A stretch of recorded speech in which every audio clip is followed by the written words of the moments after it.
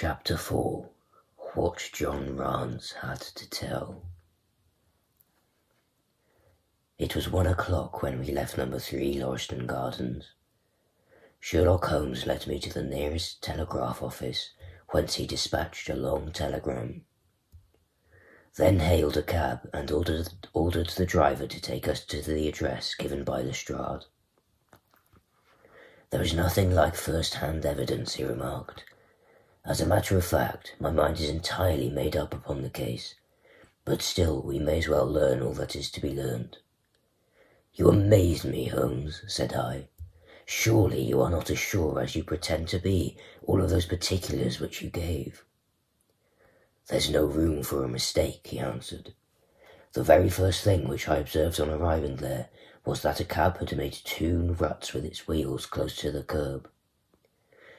Now, up to last night, we have had no rain for a week, so that those wheels which left such a deep impression must have been there during the night. There were the marks of the horse's hooves, too, the outline of one of which was far more clearly cut than that of the other 3, showing that was a new shoe. Since the cab was there after the rain began, and was not there at any time during the morning, I have Gregson's words for that. It follows that it must have been there during the night, and, therefore, that it brought those 2 individuals to the house." "That seems simple enough," said I. "But how about the other man's height?" "Why, the height of a man, in 9 cases out of 10, can be told from the length of his stride. It is a simple calculation enough, though there is no use my boring you with figures. I had this fellow's stride both on the day outside and on the dust within. Then I had a way of checking my calculation. When a man writes on a wall, his instincts lead him to write about the level of his own eyes. Now that writing was just over 6 feet from the ground. It was child's play."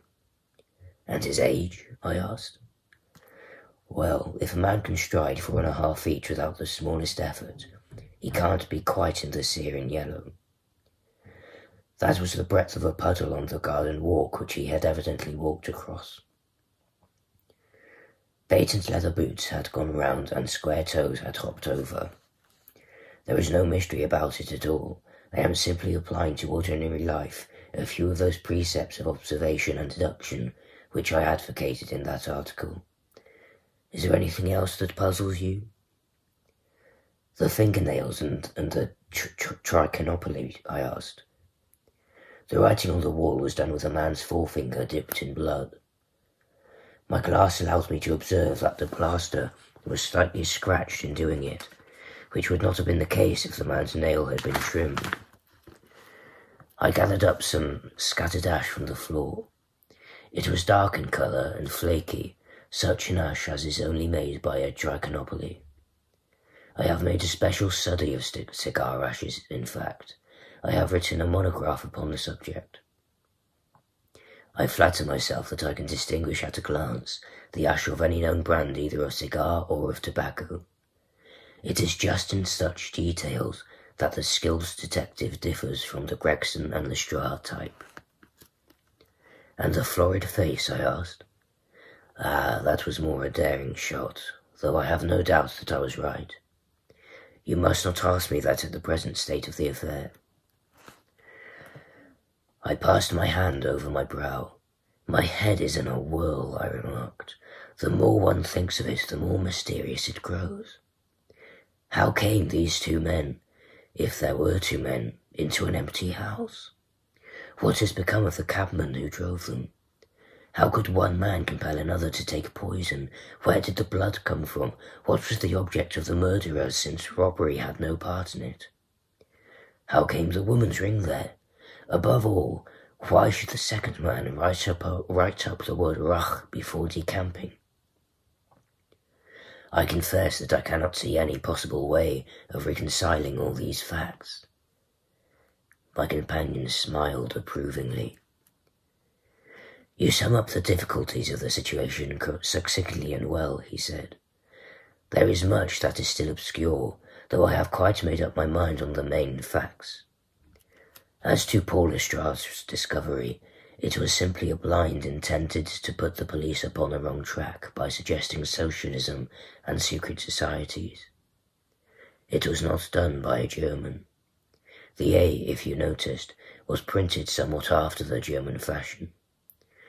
Now, a real German invariably prints in the Latin character, so that we may safely say that this was not written by one, but by a clumsy imitator who overdid his part.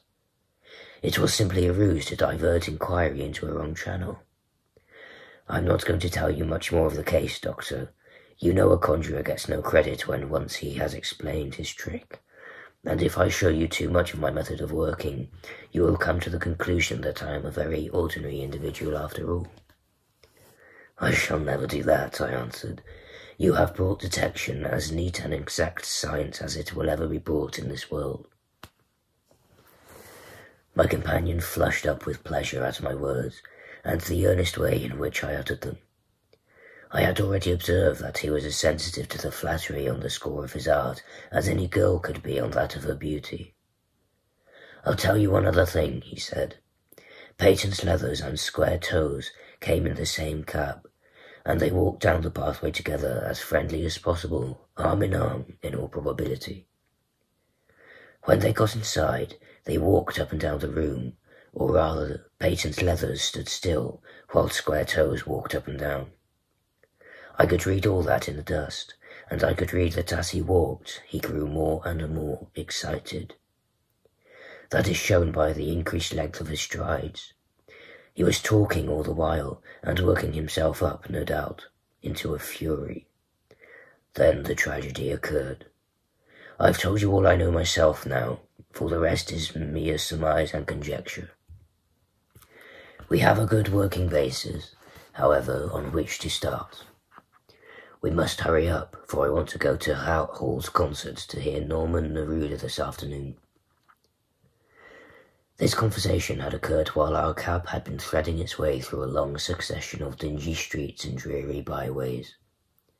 In the dingiest and dreariest of them, our driver suddenly came to a stand. "That's oddly caught in there," he said, pointing to a narrow slit in the line of a dead-coloured brick. "You'll find me here when you come back." Audley Court was not an attractive locality. The narrow passage led us into a quadrangle paved with flags and lined by sordid dwellings. We picked our way among groups of dirty children and through lines of discoloured linen until we came to number 46, the door of which was decorated with a small slip of brass on which the name Rance was engraved. On inquiry, we found that the constable was in bed, and we were shown into a little front parlour to await his coming. He appeared presently, looking a little irritable at being disturbed in his slumbers. "I made my report at the office," he said.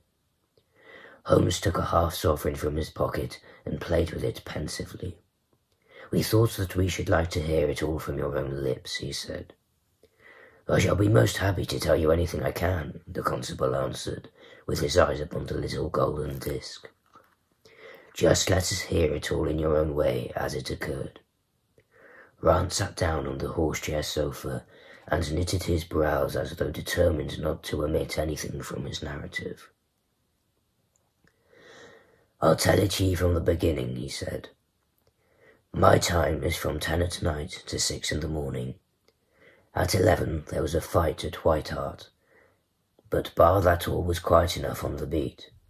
At 1 o'clock it began to rain, and I met Harry Murcher, him who has the Holland Grove beat, and we stood together at the corner of Henrietta Street a-talking. Presently, maybe about 2 or a little after, I thought I would take a look round and see that all was right down the Brixton Road. It was precious dirty and lonely. Not a soul did I meet all the way down, though a cab or two went past me. I was a-strolling down, thinking between ourselves how uncommon handy a 4 of Grin Hot would be, when suddenly the glint of a light caught me eye in the window of that same house. Now, I knew that them 2 houses in Lauriston Gardens was empty, on account of him that owns them, who won't have the drains see to. though the very last tenant what lived in one of them died of typhoid fever. I was knocked all in a heap, therefore, at seeing a light in the window, and I suspected there's something wrong. When I got to the door, you stopped, and then walked back to the garden gate, my companion interrupted. What did you do that for? Rance gave a violent jump, and stared at Sherlock Holmes with the utmost amazement upon his features. Why, that's true, sir, he said, though how you come to know it, heaven only knows. You see, when I got up to the door, it was so still and so lonesome, and I thought I'd be none the worse for someone with me. I ain't afeard of anything upon this side of the grave, but I thought that maybe it was him that died of the typhoid inspecting the drains what killed him. The thought gave me a kind of turn, and I walked back to the gate to see if I could see Mercer's lantern. But there wasn't no sign of him nor of anyone else. There was no one in the street, not a living soul, sir, nor as much as a dog. Then I pulled myself together and went back and pushed the door open. All was quiet inside, so I went into the room where the light was a-burning. There was a candle flickering on the mantelpiece, a red wax once, and by its light I saw. Yes, I know all that you saw. You walked round the room several times, and you knelt down by the body, and then you walked through and tried the kitchen door, and then John Rance sprang to his feet with a frightened face and suspicion in his eyes. Where was you hid to see all that? He cried. It seems to me that you know a deal more than you should. Holmes laughed and threw his card across the table to the constable. Don't get arresting me for the murder, he said. I am one of the hounds and not the wolf. Mr. Gregson or Mr. Lestrade will answer for that. Go on, though. What did you do next? Rance resumed his seat, without, however, losing his mystified expression. I went back to the gate and sounded my whistle. That brought Mercer and two more to the spot. Was the street empty then? Well, it was, as far as anybody that could be of any good goes. What do you mean? The constable's features broadened into a grin. I've seen many a drunk chap in my time, he said, but never anyone so crying drunk as that cove. He was at the gate when I came out, a-leaning up agin the railings, and a-singing at the pitch of his lungs about Columbian's newfangled banner, or some such stuff. He couldn't stand, far less help. What sort of a man was he? Asked Sherlock Holmes. John Rance appeared to be somewhat irritated at this digression. He was an uncommon drunk sort of man, he said. He'd have found hisself at the station if we hadn't been so took up. His face, his dress, didn't you notice them? Holmes broke in impatiently. I should think I did not notice them, seeing that I had to prop him up, me and Mercer between us. He was a long chap with a red face, the lower part muffled round. That will do, cried Holmes. What became of him? We'd enough to do with looking after him, the policeman said in an aggrieved voice. I'll wager he found his way home all right. How was he dressed? A brown overcoat. Had he a whip in his hand? A whip? No. He must have left it behind, muttered my companion. You didn't happen to see or hear a cab after that? No.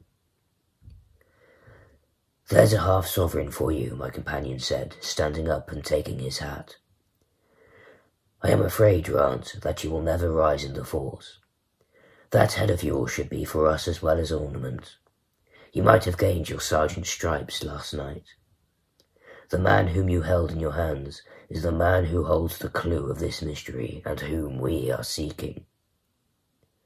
There is no use arguing about it now. I tell you that it is so. Come along, Doctor. We started off with a cab together, leaving our information incredulous, but obviously uncomfortable. "The blundering fool," Holmes said bitterly as we drove back to our lodgings. "Just to think of his having such an incomparable bit of good luck, and to not taking advantage of it." I am rather in the dark still. It is true that the description of this man tallies with your idea of the second party in this mystery. But why should he come back into the house after leaving it? That is not the way of criminals. The ring, man, the ring. That was what he came back for. If we have no other way of catching him, we can always bear our line with the ring. I shall have him, Doctor. I'll lay you to one that I have him. I must thank you for it all. I might not have gone but for you, and so have missed the finest study I ever came across. The study in Scarlet, eh? Why shouldn't we use a little art jargon? There's the scarlet thread of murder running through the colourless skein of life, and our duty is to unravel it, and isolate it, and expose every inch of it. And now for lunch, and then for Norma Neruda. Her attack and her bowing are splendid. What's that little thing of Chopin she plays so magnificently? Tra-la-la-leery-leery-lee. Leaning back in the cab, this amateur bloodhound carolled away like a lark, while I meditated upon the many-sidedness of the human mind.